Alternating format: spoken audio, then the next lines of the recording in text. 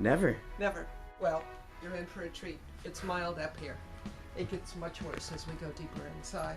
I try to keep the windows PG, but kinky enough to attract people to want to come in when they see that this is not your everyday kind of Barbie. So where are we now?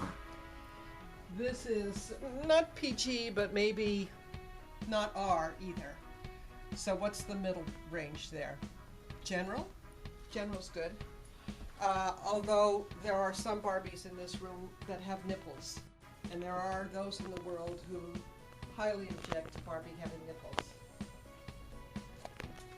Nipples I started when I started doing mermaids and realized that mermaids don't wear blouses. So I had to find a way to cover her nipples. So the first piece that I did cover her nipples, but I immensely disliked the idea that I would fall into that kind of thinking.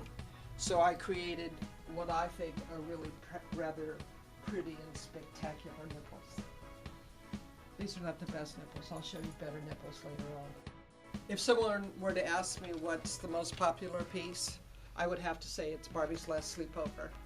And I also explained to them that any resemblance to one of the master's pieces is just coincidental, because after I finished their bathrobes and they washed their hair, I said, you know, gather around the table and let's take a picture.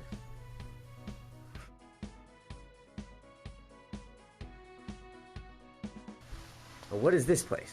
This is the adult content room for those people in the neighborhood who feel that their children shouldn't be exposed to too much. And I realized that this year Barbie was 52 years old. So, you know, by the time you're 50, you're supposed to have this done.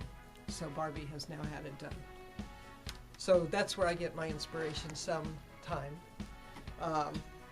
You know, but other things, this piece on the wall over here is a piece that I created. It was only going to be a copy of Michelangelo's piece in the Sistine Chapel of God and Adam. But when I started putting all of these babies all around God, I realized that was a lot of babies.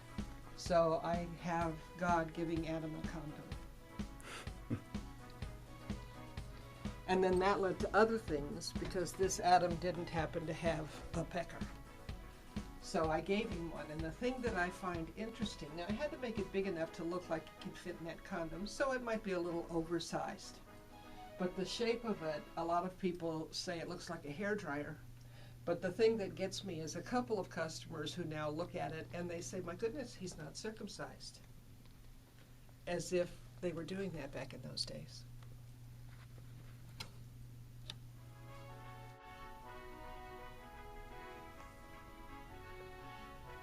But they all have a story, which is great.